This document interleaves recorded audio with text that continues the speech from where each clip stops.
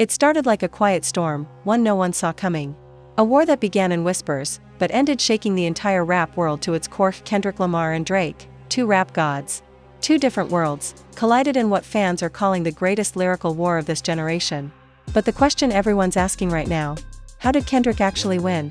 The timeline of this beef reads like a movie: betrayal, secret recordings, leaked DMs, ghostwriting confessions, and industry puppets pulling strings behind the scenes.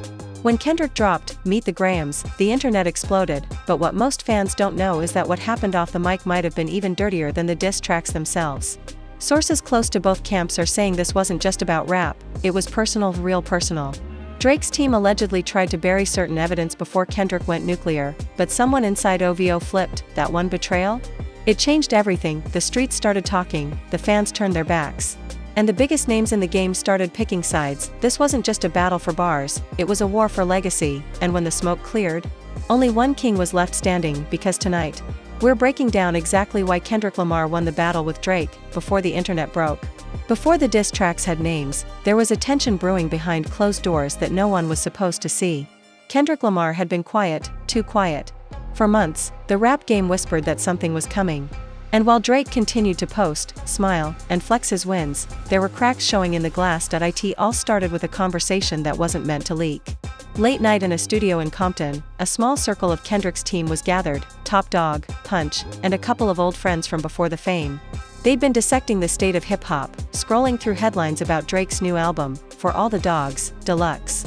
The room was filled with that unspoken energy, the kind that hums before something monumental. One of Kendrick's producers broke the silence. "He think he untouchable, huh?" he said, sliding his phone across the table with a screenshot of Drake's latest subtle jab in an interview. Kendrick didn't look up. He just smirked.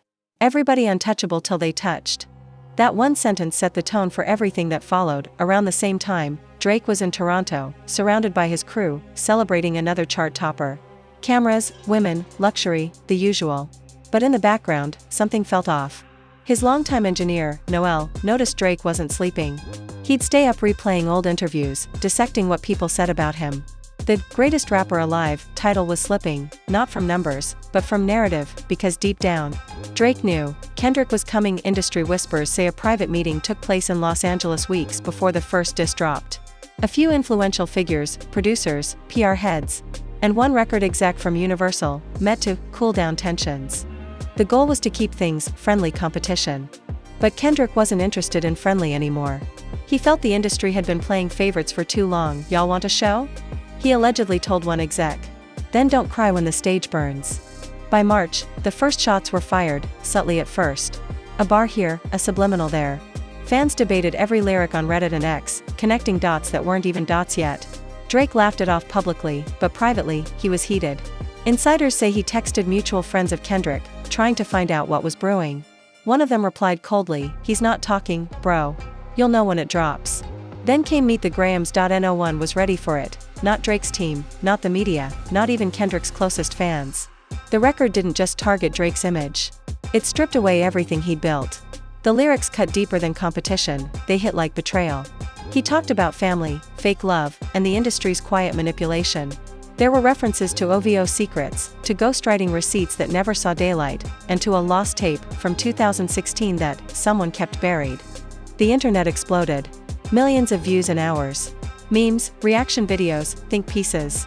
Everyone had an opinion, but one thing was clear: this wasn't just about music. Drake's team scrambled.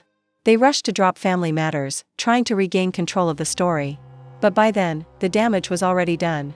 Because while Drake was busy defending his name, Kendrick had already won something more valuable: the public's belief that he was telling the truth. And when fans believe your truth, your opponent's facts don't matter anymore. Behind the scenes, Drake's circle was cracking. There were rumors that a member of his inner crew had switched sides, feeding information to Kendrick's people. "We been new," one of TDE's producers tweeted cryptically, then deleted it minutes later.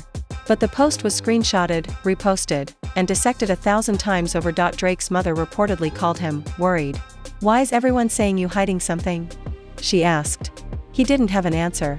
He just stared at the phone, silent, as the sound of Meet the Grahams echoed from another room. For Kendrick, the war wasn't about charts or clout, it was about reclaiming respect. He'd been silent for years, watching as Drake dominated headlines, festivals, and playlists. But to him, rap had lost its soul, and he was about to remind everyone what it meant to bleed on a track. Fans started choosing sides. Hashtags flooded timelines, hashtag Team Kendrick versus hashtag Team Drake. Celebrities chimed in, LeBron tried to stay neutral, SZA unfollowed Drake, and J. Cole went radio silent after being caught in the crossfire. The culture was split down the middle. Drake, meanwhile, began isolating. The once confident, meme-loving, crowd-commanding artist became quiet online. His usual witty posts turned into cryptic captions, too much talking, not enough truth. You can't cancel a king. But behind that confidence, insiders said he was shaken. In Toronto, one of his close associates was overheard saying, "He thought this was gonna be fun, bro. But he fighting for something else." And he was right. Kendrick wasn't fighting for attention. He was fighting for legacy. As days turned into weeks, the tension grew heavier. Rumors surfaced that Kendrick had more unreleased material, voice notes, unseen footage, maybe even an interview clip that could end Drake's career. No one knew what was real, what was fake, or what was bait. But it didn't matter. Because perception had already flipped. The people, the streets, the fans, the culture, had crowned their winner long before the final round. Still, Kendrick wasn't done. There was one more layer, one that nobody saw coming, something that would expose why this battle was never just about rap, because behind the music, behind the bars, and behind the fame, was a truth too heavy for either man to admit, and the world was about to find out. After Meet the Grahams dropped, everything changed. Not just for Drake, not just for Kendrick, but for everyone caught in between. The industry suddenly felt like a battlefield, and no one wanted to get hit by stray bullets. Behind the scenes, chaos erupted in the OVO camp. Meetings ran past midnight, PR teams were working overtime, and every phone call felt like it could be the one that changed everything. Drake's inner circle, once tight as family, started showing cracks. Rumors spread that one of his longtime friends had leaked private recordings to someone connected to TDE. At first, no one believed it. But when snippets of studio audio began floating around on anonymous Reddit accounts and underground Discord servers, Drake knew it was true. "Find out who it is," he told Chubbs during a tense studio session. His voice was cold. "I don't care what it costs. Just find out." Chubbs nodded, but even he looked uneasy. This wasn't the same Drake who laughed off internet jokes or threw playful jabs in interviews. This was a man cornered, and the walls were closing in fast. Meanwhile, in Compton, Kendrick's energy was completely different. Calm, focused, controlled. He wasn't celebrating or bragging online. There were no tweets, no interviews, no comments. Just silence, and silence, from a man like Kendrick, was louder than any diss track. People close to him said he'd been meditating daily, barely sleeping, spending hours writing alone. "He's in war mode," said one insider. But it's not about Drake, it's about purpose. And that purpose was beginning to shake the entire industry, because as the dust settled, fans began to dig deeper. Old interviews resurfaced. Videos from 2015, tweets from ghost accounts, even backstage rumors, all being pieced together like evidence in a case. The story forming wasn't just about two rappers beefing. It was about a system, an entire machine, that had protected certain artists while silencing others. Kendrick, through his music, had opened a door that couldn't be closed. Back in Toronto, Drake was unraveling. For the first time in years, he was being questioned, not as an artist, but as a man. His image, carefully crafted over a decade, was under siege. Every lyric, every relationship, every perfect interview moment was being reanalyzed, and that's when it happened, the betrayal. Sources say one of Drake's closest collaborators, someone who'd been with him since nothing was the same, reached out to a journalist anonymously. The leak contained not just messages, but voice notes, emotional, angry, vulnerable messages Drake had sent in frustration during the early stages of the beef. "He doesn't even know who he is anymore," one message said. Another? "They only love me when I'm smiling. They hate when I'm human." When those words hit the internet, it was over. Fans flooded comment sections, dissecting every syllable. Some sympathized, but most saw weakness. In the court of public opinion, vulnerability had no place in a war for dominance. Kendrick didn't respond directly, he didn't have to. His silence became a performance of power. Every time Drake posted, the replies were flooded with clown emojis, "Meet the Grahams" quotes, and "control the narrative" memes. Even industry allies started to distance themselves. A-list producers suddenly went unavailable. Rappers who once called Drake the GOAT were now liking subtle tweets from Kendrick fans. It was a slow, public abandonment. Then came the most shocking twist. Drake's rumored ally, a big-name executive, was caught allegedly meeting with one of Kendrick's managers in secret.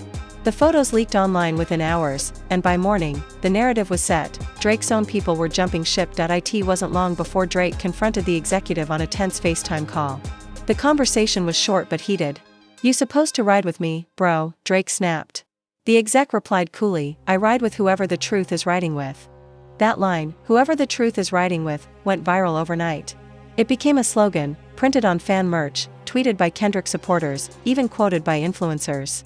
Drake tried to counter it with his own post, "Truth is what I create." But by then, the internet had already chosen its narrative. In Los Angeles. Meanwhile, Kendrick's team wasn't just watching, they were planning. They knew Drake's next move would be desperate. And desperate men make mistakes, according to one anonymous insider. Kendrick had received an unreleased track from someone inside OVO, a track where Drake allegedly vented about his frustrations with other artists, even mentioning names from his own circle. Whether the leak was real or fabricated didn't matter. The rumor alone was enough to stir chaos. Podcasts picked it up, YouTubers ran with it, and reaction videos piled up by the hour. Every exclusive clip added another layer to the story: betrayal, pride, paranoia. The line between reality and fiction blurred completely. By this point, Drake's family was involved. His mother, always supportive, reportedly urged him to stop responding.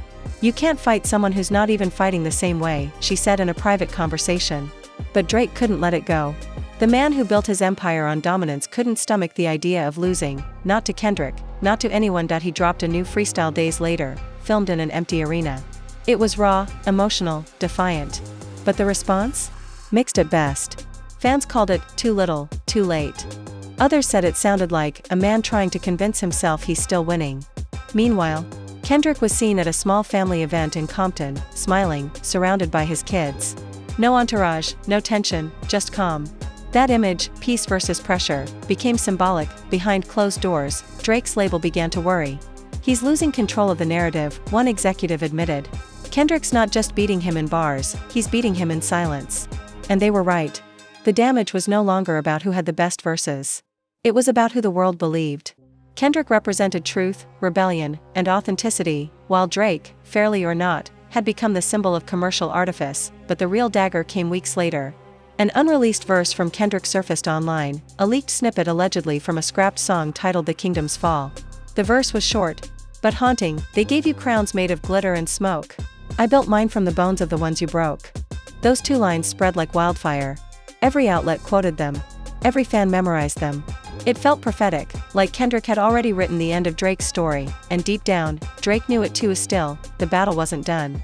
Because while the world thought they'd seen it all, there was one final twist coming.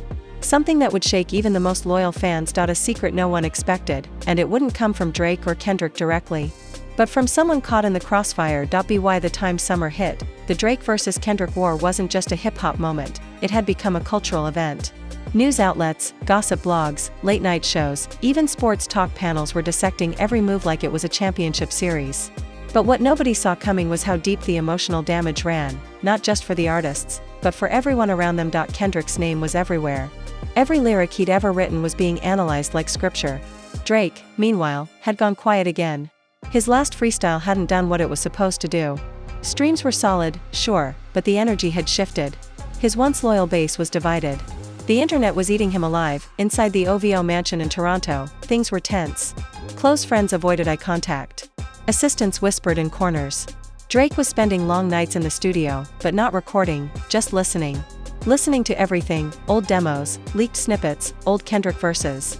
Even interviews from when they used to show each other respect. In one leaked clip from those nights, Drake can be heard saying softly, almost to himself, "They don't love you. They love the idea of you."